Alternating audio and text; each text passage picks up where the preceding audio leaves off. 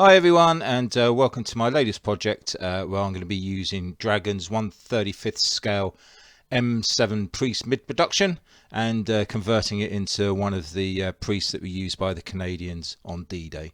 As you can see from these black and white photos, that's going to involve scratch building a rear smokestack as well as putting all the sides up. A lot of stowage and detailing, but it's certainly a challenge, one that I'm really looking forward to do. If it goes well, then I'll also be scratch building the ammunition porpoise that it's towing at the back as well. So if that's something that you'd like to have a look, then please feel free to make yourself a cuppa, grab a seat, and let's do some modelling. So this is the kit itself. There's a few reviews online, so feel free to look at those, but I'll just give you a brief overview of the kit itself. At the time of this video, I've actually built probably about a third of the model, and I must say it is an excellent kit. The detailing on it is superb. The fit, I've had no issues whatsoever, and precious little flash, so very impressed indeed. As you can see, you get lots of little extras as well. There's a little bit of PE in there. You've also got the metal barrel, which is always a sign of quality. Tow ropes.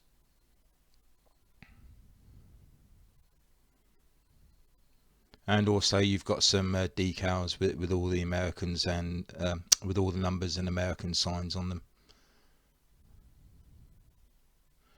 A little few clear parts, and then we actually have the sprues themselves.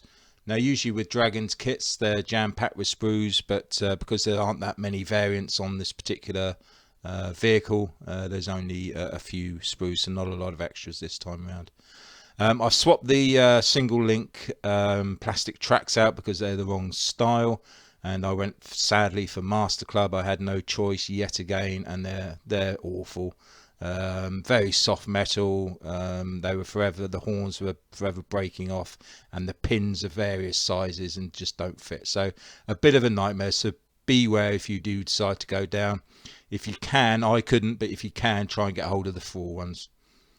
As far as the instructions go, usually Dragon are a bit of a nightmare, but these ones are going well at the moment. I've had no issues at all, but again, if anything comes up, I'll certainly let you know. But there's lots of variants there if you want to do any particular American or Canadian or even British with the priest. Now I've bought the Voyager PE set just to help with the detailing. As always, it's a high quality piece of photo etch. Usually there's a few problems with the instructions, but again I'll let you know as I go through. A lot of the detailing will be covered up because if you remember those black and white photos at the beginning of the video, there's one heck of a lot of stowage on this vehicle. So really I've bought these mainly for the side bins and for the ammo holders inside. But I'm sure I'll be able to make use of a lot of the photo etch. So looking forward to adding that to the model.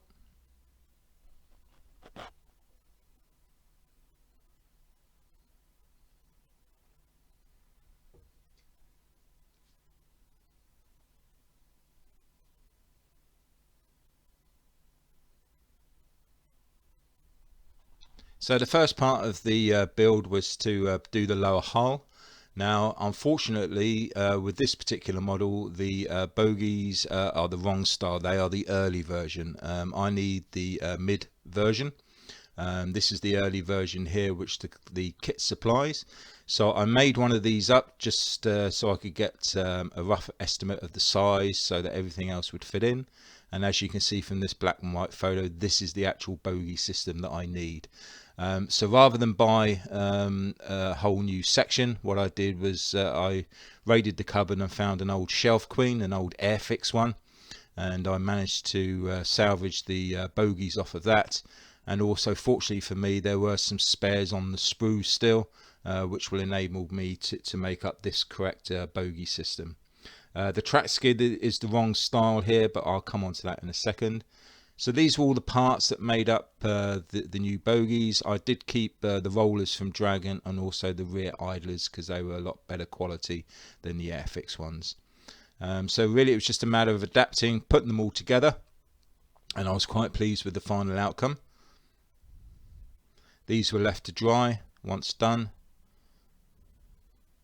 and I used, as I said before, the Dragon one as a guide to make sure that the wheels would run in the same width distance from the hull, so that worked out well. And these are the actual track skids that need to go onto this particular model. So I got some PE strips, cut them down to size, and then it was just a simple matter of making a small little jig where I could actually easily bend the PE around, and then I just added on some Meng nuts as well, and they came out really well. Now again, there was an issue with thickness with adding the Airfix parts onto the Dragon parts, so I had to make a small little band on the back, and as you can see here, I'm just using my drill to file out the grooves. Those were sanded back, and now they would fit onto the Dragon hull with no issues at all. I added on some sort of steel metal surfacing in the usual way with the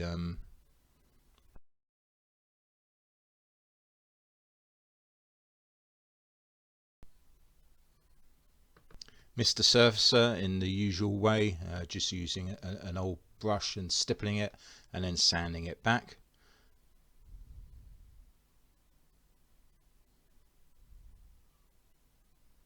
And there we have the full set of 6 bogies. Very pleased with how they were looking. Next, we needed to actually look at the building up of the hull itself. Very much on this build, we're going to be looking at lots of different components. Once all the components are built, we're going to need to bring those components together. The front part of the hull, the instructions aren't that clear, so I've just done 3 photos here so that you can see how they do glue together if you are following along later. And remember, the 2 ribs at the front are supposed to have that seam line down them, because in reality they are 2 metal parts put together. Now, we had an issue with the Dragon sprocket. They were the wrong ones in the kit, so fortunately again the Airfix ones were the solid correct ones, so it was a matter of adapting those to fit the metal tracks. Here we have the 2 of them.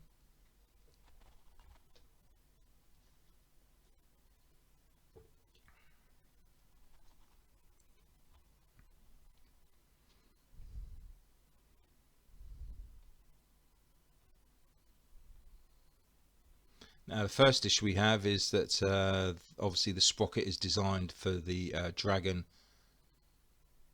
kit, and unfortunately the Airfix one does not fit at all. So what I needed to do was to mark it off so that it was the same distance away from the hull as the Dragon ones, cut that off, and then put a plastic rod all the way through, because this has to be very secure for when fitting the tracks on later on in the build. You don't want these sprockets coming off. So just using a small little saw there, they fitted on quite nicely.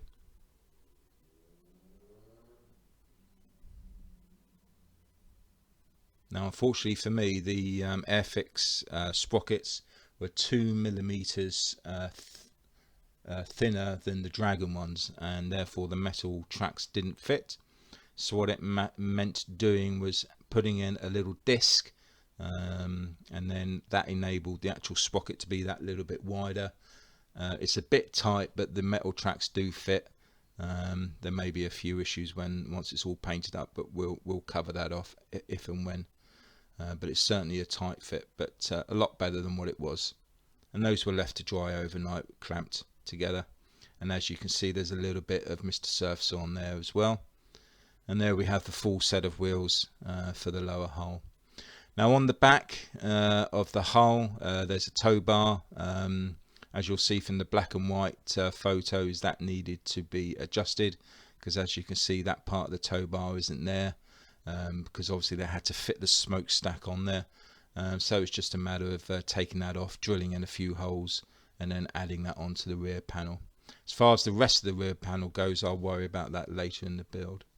Now, I just want to take some time out to show you MAD works. These are little Well, they call them files, but they're more like scrapers. I've used them on about 3 builds now, and they are awesome. They're superb for taking off seam lines, especially on sort of springs and hard to reach areas. Take the seam lines off the tires, no problem at all.